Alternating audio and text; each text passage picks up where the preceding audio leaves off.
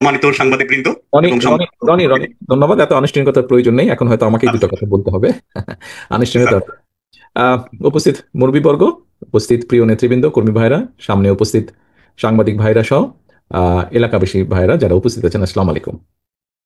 আসলে আজকে তো আমাদের এখানে ঠিক এইভাবে অনুষ্ঠান বা আনুষ্ঠানিকতার কোনো বিষয় ছিল না। অ্যাকচুয়ালি মোতালেব সাহেব উনি পুরনো মানুষ, দলের একজন পুরনো নেতাকে আমি একটু দেখতে চেয়েছি, কথা বলতে চেয়েছি।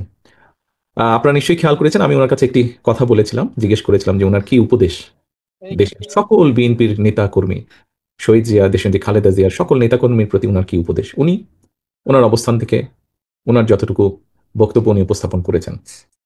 আহ, একই সাথে আমাদের পিরোজপুর জেলার আহ্বায়ক সাহেব নজরুল সাহেব, উনি ওনার বক্তব্যে একটি কথা বলেছেন। উনি আমাকে বলেছেন অনুপ্রেরণা। নজরুল সাহেব, বিষয়টি আমি এভাবে দেখি না। আমি অনেকবার বলেছি, আমরা রাজনীতি করি, রাজনীতিতে অনুপ্রাণিত হই, আমাদের মূল শক্তি রাজনীতিতে এই দেশের জনগণ। কাজে আমাদের অনুপ্রেরণা যদি হয়ে থাকে, সেটি হচ্ছে বাংলাদেশের জনগণ হচ্ছে আমাদের অনুপ্রেরণা। কারণ বাংলাদেশের মানুষ যতবার, আমরা যদি রাজনৈতিকভাবে ব্যাপারটাকে দেখি, রাজনৈতিক বিবেচনায় দেখি, অর্থাৎ তাহলে নির্বাচন দেখতে হয়, এবং নির্বাচনে আমরা দেখেছি এদেশের মানুষ যতবার সুযোগ পেয়েছে স্বাধীনভাবে ভোট দেবার, তারা বিএনপির পক্ষেই রায় দিয়েছে। কাজে এটাই প্রমাণ করে যে এই বাংলাদেশের মানুষই হচ্ছে বিএনপির আস্থার প্রতীক বা আহ, পরিপূরক একজন আরেকজনের। এখন বিষয় হচ্ছে যে, যেহেতু আজকে এখানে আমরা অনেকে উপস্থিত আছি, আহ, কয়েকটি কথা আমি আমার অবস্থান থেকে বলতে চাই। আজকে আমরা মোতালেব সাহেবকে দেখছি, উনি একটি হুইল চেয়ারে বসে আছেন। এবং কম বেশি এখানে যারা আপনারা উপস্থিত আছেন, কম বেশি প্রত্যেকের ধারণা আছে, বাই নাও এই অনুষ্ঠানের মাধ্যমে বহু মানুষ এর মধ্যে জেনেছেন যে কিভাবে উনি এরকম ক্ষতির শিকার হলেন। আতাতের আঘাতে উনি এরকম হয়েছেন, রাজনৈতিক প্রতিপক্ষের আঘাতে।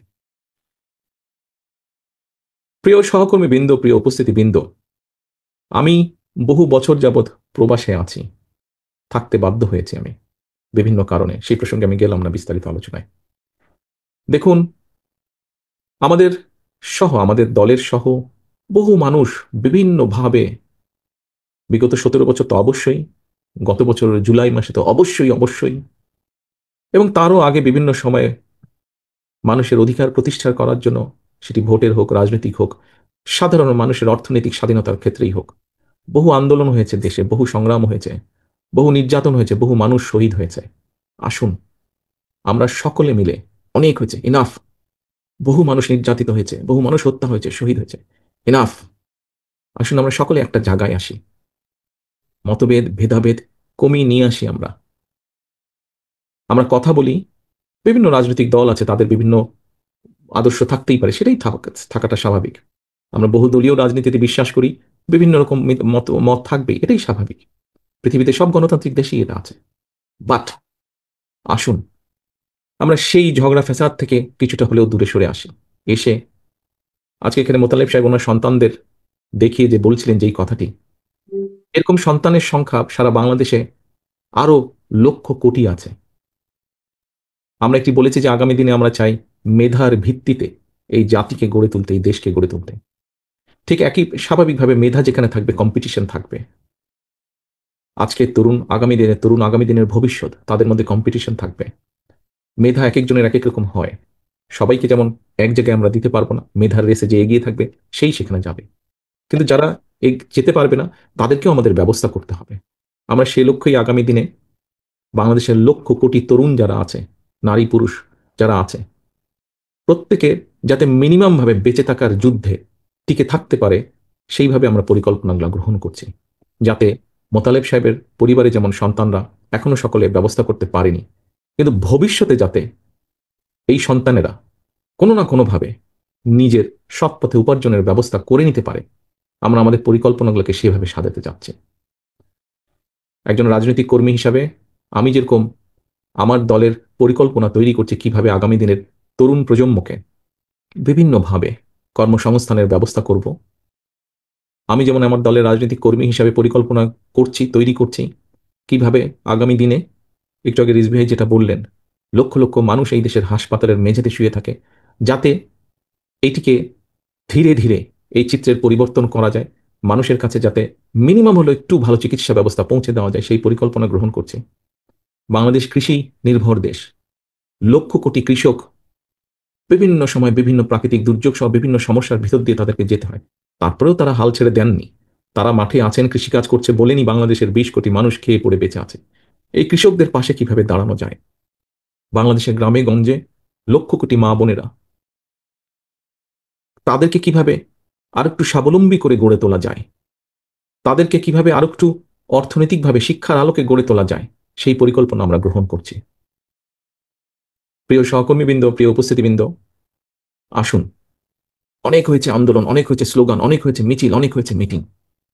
এবার আসুন আমরা কম্পিটিশন করি দেশের মানুষের যে মৌলিক সমস্যাগুলো আছে, যা প্রতিদিন আমাকে, আপনাকে, প্রত্যেকটা মানুষকে যা ছুঁয়ে যায় জীবন যুদ্ধে বেঁচে থাকার জন্য, সেই সমস্যাগুলো কতটুকু একটু একটু করে কতটুকু আমরা কমিয়ে আনতে পারি, একটু একটু করে কতটুকু আমরা মানুষকে স্বস্তি দিতে পারি।